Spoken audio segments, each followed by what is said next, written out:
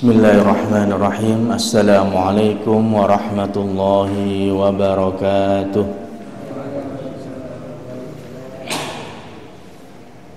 Innal hamdalillah nahmaduhu wa nasta'inuhu wa nastaghfiruh wa na'udzu billahi min shururi anfusina wa min sayyiati a'malina. May yahdihillahu fala mudilla lahu wa may yudlilhu fala hadiya lahu. Asyhadu an la ilaha illallah wa asyhadu anna Muhammadan abduhu wa rasuluh la nabiyya wa la rasula ba'dah. Allahumma salli ala Muhammad wa ala ali Muhammad kama sallaita ala Ibrahim wa ala ali Ibrahim wa barik ala Muhammad wa ala ali Muhammad kama barakta ala Ibrahim wa ala ali Ibrahim innaka hamidum majid. Amma ba'd, usikum wa nafsi bitaqwallah faqad fazal muttaqun. Para jamaah subuh rahimakumullah, kita lanjutkan kembali kajian rutin kita, yaitu Asbabun Nuzul karangan Imam Al-Wahidi. Dan kita sudah sampai di bulan lalu di ayat yang ke-90 di surat Al-Isra. A'udzu billahi minasyaitonir rajim. Bismillahirrahmanirrahim.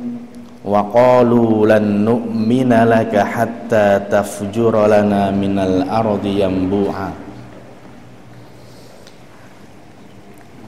Dan orang-orang kafir Mekah ketika itu mereka berkata, lan nu'mina laka, kita tidak akan percaya kepadamu, beriman kepadamu wahai Muhammad, hatta tafjura lana minal ardi yanbu'a, sampai engkau mampu memancarkan dari Mekah ini mata air yang tanpa henti-hentinya dia mengeluarkan pancarannya. Kita sudah singgung di bulan lalu. Jadi orang kafir Quraisy ketika itu merasa dakwah Nabi Muhammad ini sudah terlalu mengganggu peribadatan mereka. Mereka rapatkan di belakang Ka'bah, mereka utus orang untuk berdialog dengan Nabi Muhammad. Dan awal dialognya juga kita sudah kasih tahu kemarin di bulan lalu. Wahai Muhammad, ketika engkau minta harta, ketika engkau ingin jabatan, ingin kekuasaan, ketika engkau ingin jadi raja di Mekah atau wanita tercantik di Mekah, maka katakan, kita akan berikan kepadamu yang terbaik, asalkan hentikan dakwahmu ini.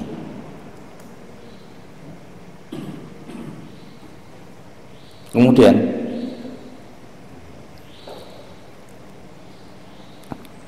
kita baca di paragraf yang terakhir. Ini ada paragrafnya.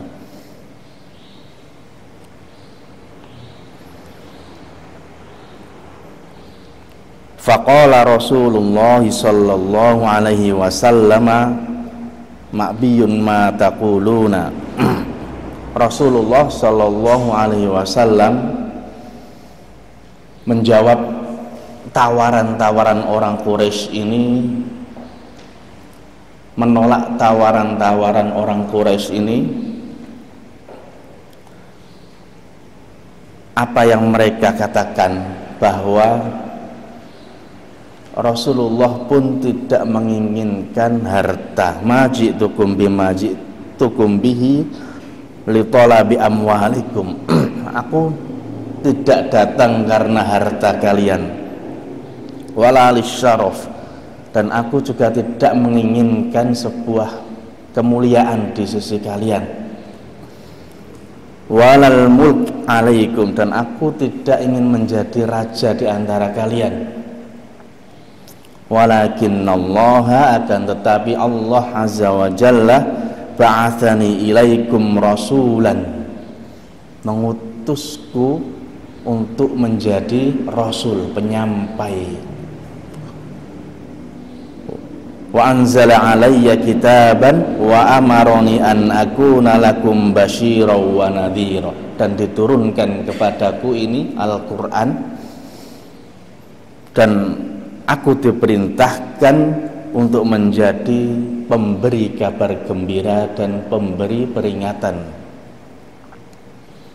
Fabalaghtukum risalata rabbi wa nasahtu lakum fa in taqbalu minni ma ji'tukum, dan aku menyampaikan apa yang diutus oleh Allah untuk risalah ini, dan aku menasihati kalian jika engkau menerima dakwahku ini.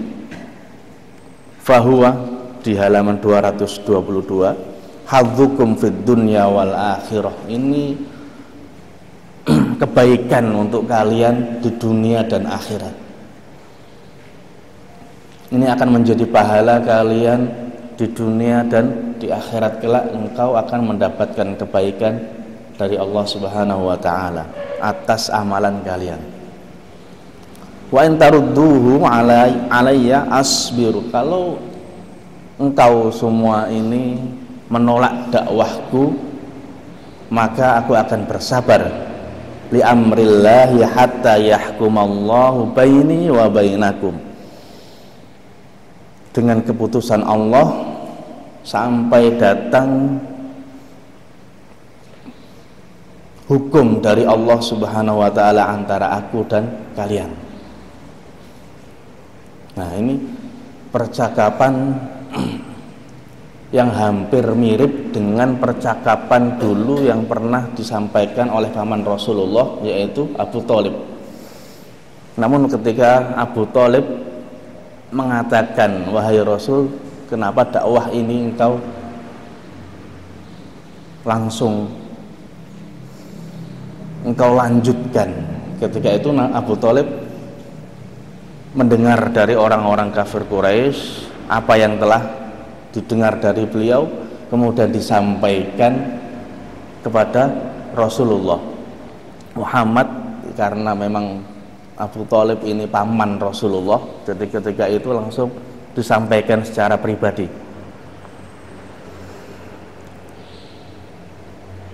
Kata Muhammad ketika itu, Nabi Muhammad SAW mengatakan, law wada'u syamsa, andaikan mereka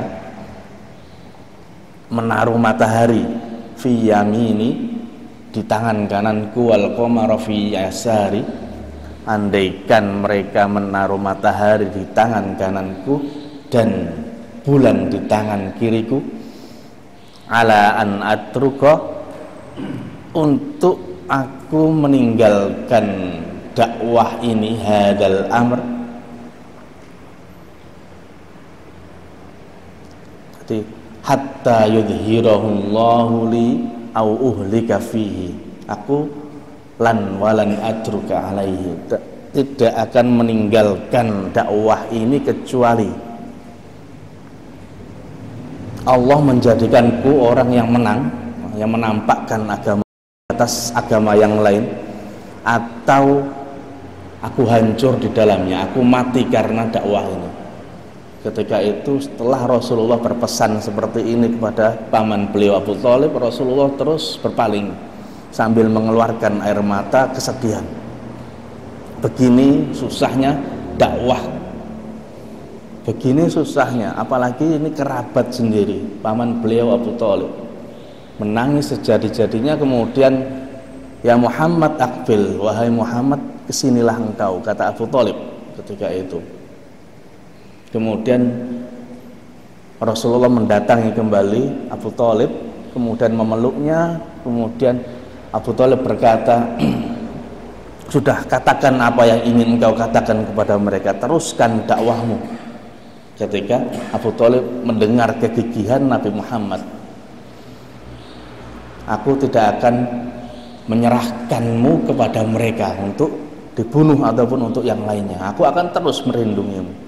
Ini perkataan Abu Thalib. Namun sayang, amat disayangkan ketika Rasulullah kehilangan Abu Thalib paman beliau yang melindungi dakwah beliau meskipun beliau belum Islam. Nah, disayangkan kembali ketika kematian beliau, Abu Thalib belum mampu mengucapkan syahadat. Dan ini diulang kembali kisahnya, perdebatan kembali dengan, dalam kisah ini diantara disebutkan sepupu beliau, yaitu Abdullah ibnu Umayyah, sepupu dari saudaranya perempuan Abdullah. Jadi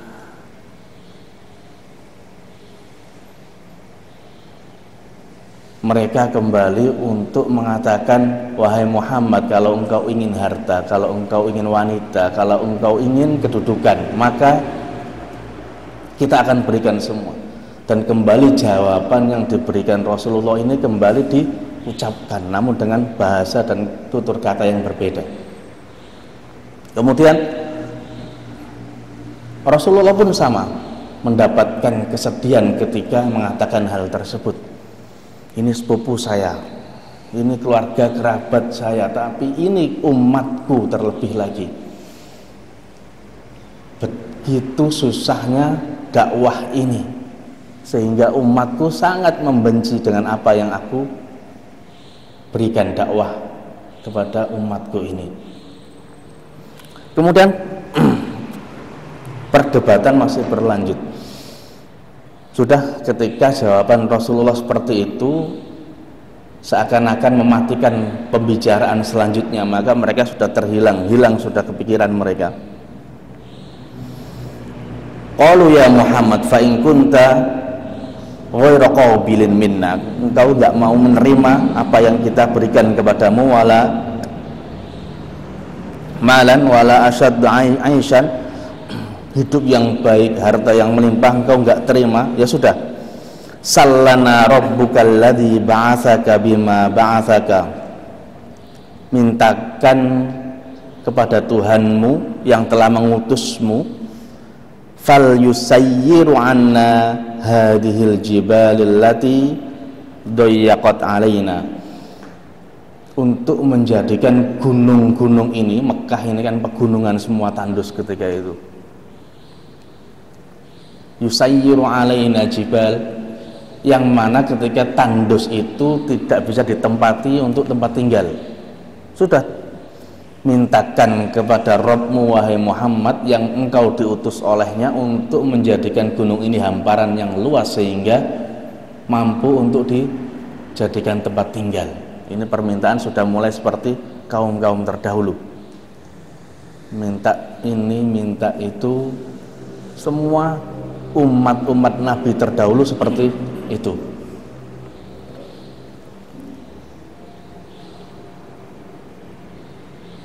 Wa yubsitu lana biladana wa yajri fiha anharun ka anhari Syam wal Iraq, hamparan bumi ini jadikan yang mulanya tandus jadi subur dan mengalir di dalamnya sungai-sungai, ka'anhari Syam wal Iraq, mereka iri dengan negara Syam dan negara Irak yang banyak terdapat sungai yang mengalir di atasnya sehingga subur tanahnya. Mintakan kepada Tuhanmu wahai Muhammad. Kemudian apa jawab Muhammad sallallahu alaihi wasallam? Masih ada lagi permintaan lagi. Wa ayya ba'atha alaina man madha min abaina walakin mimma yab'athu lana minhum Qusay bin Kilab, dan utus dan mintakan Rabbmu wahai Muhammad untuk membangkitkan kembali nenek moyang kita. Nah, ini sama permintaannya persis dengan nabi-nabi terdahulu. Di antaranya adalah Qusay bin Kilab. Mereka menyebut nama. Fa innahu kana syaikhan saduqan fanas'aluhum amma taqulu, karena dia adalah syekh kami yang kita anggap jujur orangnya, yang kita anggap pembesar kami, kita akan menanyakan kepada dia, apakah Muhammad risalah ini itu benar atau salah. Siapa itu Qusay bin Kilab? Qusay bin Kilab ini nenek moyang terdahulu yang diagungkan oleh orang Mekah ketika itu, dan Qusay bin Kilab ini masuk ke 6 dari kakek Rasulullah Shallallahu Alaihi Wasallam. Jadi keturunan masih masuk dalam dzurriyyahnya Rasulullah. Qusay bin Kilab ini, kata Imam Raghib Sirjani, dia sejarawan di Mesir, paling tidak ketika kita ingin mengetahui bagaimana Ka'bah, bagaimana Mekah di zaman itu, kita mau tidak mau harus tahu dengan sejarahnya Qusay bin Kilab ini. Qusay bin Kilab ini dialah yang setidaknya memiliki 6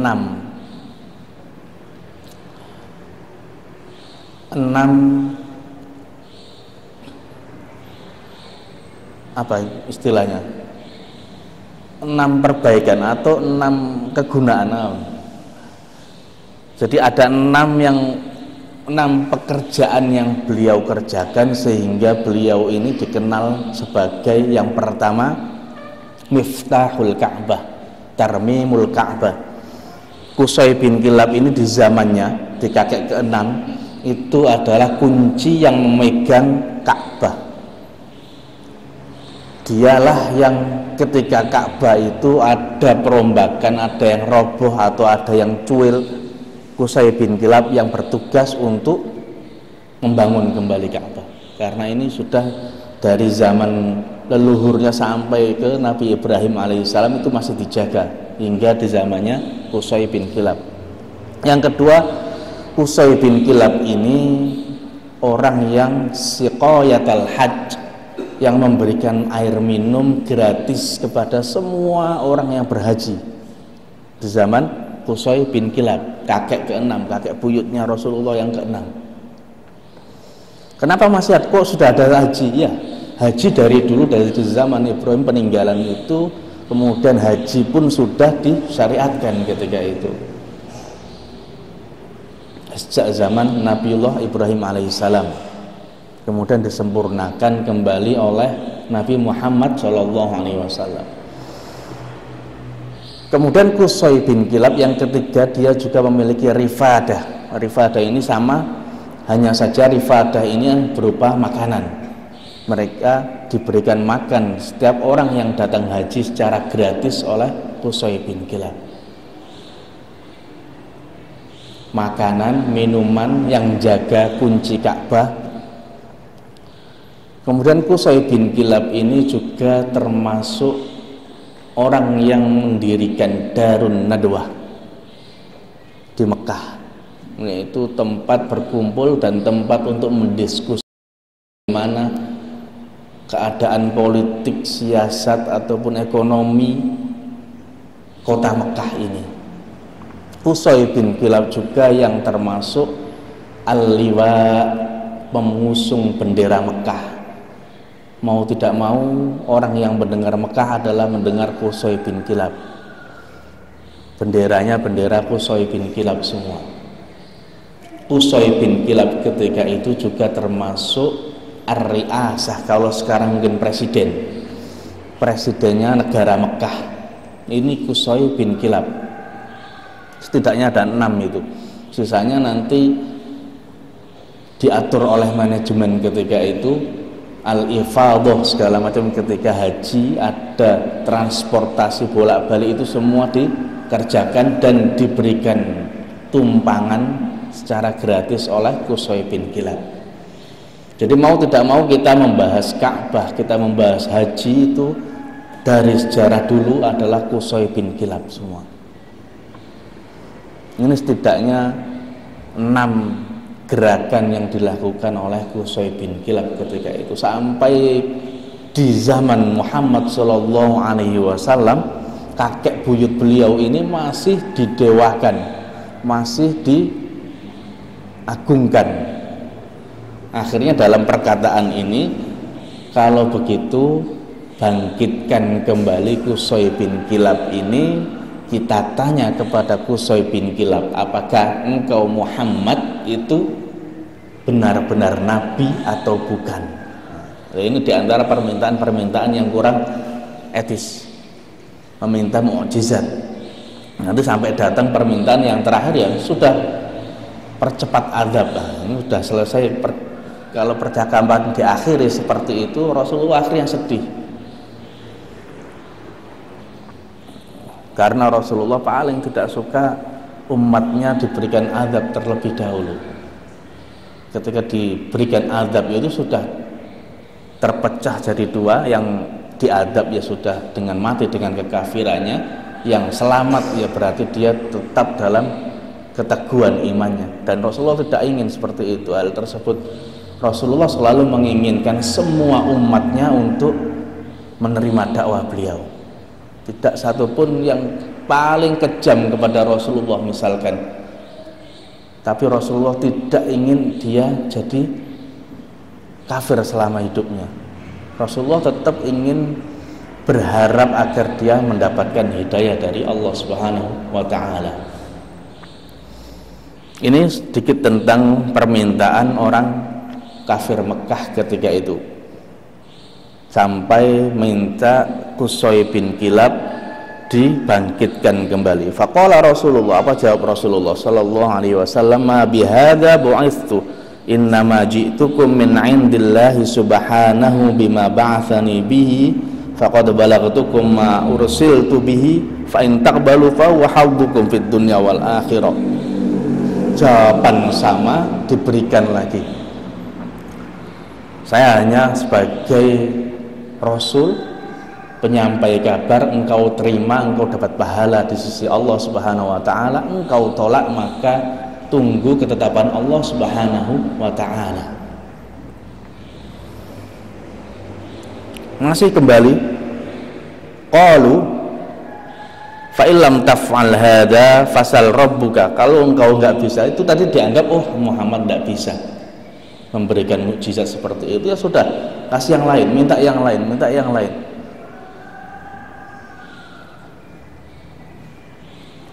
Ayya ba'atha lana malakan yusaddiquka wasalhu fayaj'al laka jananan wa kunuzan. Suruh mengutus malaikat datang ke sini, kemudian membawakan istana, membawakan emas, perak, wa yughnika bima biha amma taraka fa innaka taqumu fil aswaqi wa taltamisul ma'ash. Sesungguhnya engkau ini terlihat seperti orang biasa yang masih jalan ke pasar, sampai ada ayatnya yamshuna fil aswaq. Itu diturunkan lagi ayat yang lain. Jadi orang-orang itu melihat, masa Nabi kok masih jalan bersama kami dalam kehidupan sehari-hari, masih bareng-bareng saja, kita jalan ke pasar masih jalan ke pasar juga. Nabi seperti itu kah? Seharusnya Nabi punya kedudukan lebih, malaikat barangkali yang seharusnya diturunkan. Ini anggapan mereka. Yang kata Allah nanti dijawab, kalau yang berjalan di muka bumi ini semua adalah malaikat, maka Allah akan mengirimkan malaikat sebagai rasulnya. Tapi yang berjalan di muka bumi ini adalah manusia, maka Allah mengutus manusia untuk menjadi rasul. Dijawab dalam Al-Quran. Kemudian ini masih berlanjut seperti itu sampai nanti semua pertanyaan dan permintaan dibukukan, maksudnya dikisahkan kembali oleh Allah Subhanahu wa ta'ala di ayat 90 sampai ayat selanjutnya. Kita bacakan ayatnya. Wa qalu lan nu'mina laka hatta tafjura lana minal ardi yanbu'a. Yang pertama permintaan mereka, kita tidak akan beriman kepadamu kalau yang pertama tidak bisa memberikan mata air dari Mekah ini. Au takuna laka jannatum min nakhilin wa 'inabin, atau engkau Muhammad bisa memiliki jannah, perkebunan kurma, perkebunan anggur, yang ini semua di Mekah itu susah didapat. Fatufajjirul anhara khilalaha tafjir, apalagi melalui celah-celahnya, lereng-lerengnya itu ada sungai-sungai yang mengalir untuk perairan perkebunan tadi. Permintaan selanjutnya, kalau tidak bisa ya sudah, autis kitos sama kama za'amta alaina kisafan au ta'tiya billahi wal malaikati qabila, atau jatuhkan sedikitlah gumpalan langit ini. Ini sudah meminta untuk dipercepatkan azab. Namanya langit sudah turun, suruh jatuhkan, itu mungkin yang jatuh meteor atau petir seperti kaum-kaum terdahulu, atau awan-awan yang berbahaya yang turun ke bawah.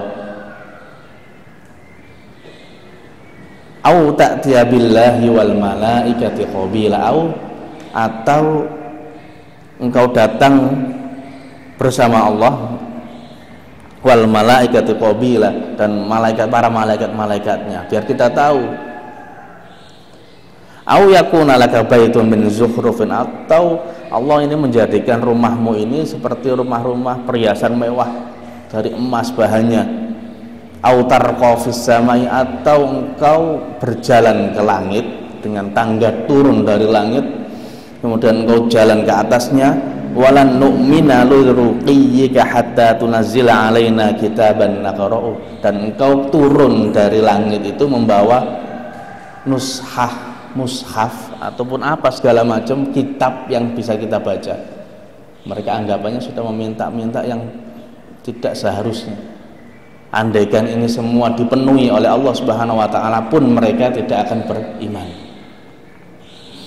Qul subhana rabbi hal kuntu illa basyarar rasul, kata Allah, wahai Muhammad katakan kepada mereka, nah suci Tuhanku, sesungguhnya aku ini hanyalah manusia biasa yang diutus Allah sebagai rasul. Cukup dijawab seperti itu.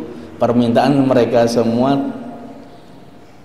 dengan mudah ditolak. Sampai ke ayat 93. Lah ini ayat diturunkan lagi.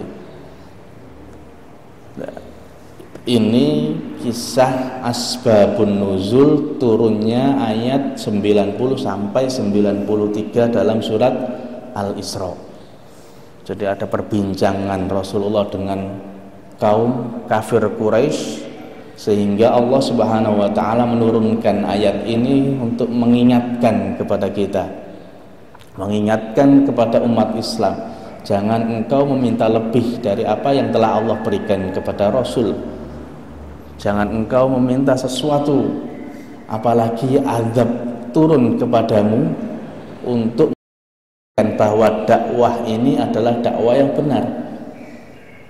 Banyak kasus diantaranya orang non-muslim, orang kafir, ketika ingin menunjukkan kebesaran Allah Subhanahu wa taala, dia mengatakan, kalau memang Allah itu benar Rabb, kalau memang Allah itu mampu, maka tolong tunjukkan, paling tidak kasih saya petir. Ketika itu dia ngomong 3 kali, dia sudah minta petir, dia juga minta kekuasaan Allah ini 3 kali. Jadi ketika setelah diunggah di media sosial, setelah perkataan tersebut, delalah Allah menunjukkan kebesarannya. Tidak selang kemudian 3 kali petir turun ke bawah, dar, selesai. Dia hanya terdiam. Setelah itu tidak berselang seminggu 2 minggu, dia menjadi muslim. Ini kasus yang mana mereka orang-orang yang masih ragu dengan kebesaran Allah Subhanahu wa taala, dan jangan harap Allah langsung menjawab ketika itu. Dan ini mending petirnya kena orang lain, ataupun kena pohon, ataupun kena benda mati. Nah, kalau kena dia sendiri sebelum dia beriman, hanya untuk mengetes keberadaan dan kebesaran Allah Subhanahu wa taala. Wal-'iyadu billah. Jangan sampai kita berharap, ya Allah tunjukkan kekuasaanmu dengan turunkan azab kepada orang-orang yang belum beriman. Kemudian ketika diadab mereka baru terasa kalau wah ternyata Allah ada, ternyata Allah ini benar. Nah ini kan sudah terlanjur.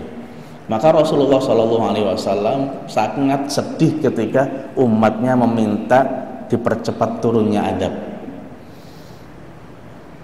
Rasulullah menangis setiap kali ada umatnya yang meminta ini meminta itu. Rasulullah kembali teringat kepada kaum-kaum sebelumnya. Andaikan ini dilanjutkan dan direstui oleh Allah Subhanahu wa taala, sudah selesai.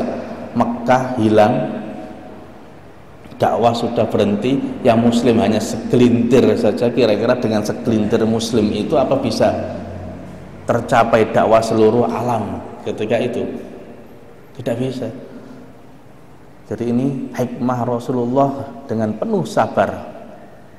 Asbiru alayya, saya akan bersabar sampai Allah menentukan apa yang terbaik untuk kalian. Kalau engkau masih belum mau menerima dakwahku, nah ini pelajaran yang bisa kita ambil dalam Asbabun Nuzul surat Al-Isra ayat 90 sampai 93. Masih ada 2 ayat lagi dalam surat Al-Isra ini yang insya Allah akan kita lanjutkan pembahasannya di pertemuan mendatang karena waktu yang kurang cukup, yaitu ayat di halaman 223, qul ud'ullaha aw ud'ur rahman. Nah, ini kisahnya, setidaknya kisi-kisinya itu suatu ketika Rasulullah bertahajud di Mekah. Kemudian Rasulullah berdoa dan memanggil ya Allah, ya Rahman, ya Rahim. Kemudian orang kafir yang mendengar itu katanya Allah satu. Kenapa kok ada Allah Rahman? Kenapa kok ada Allah Rahim?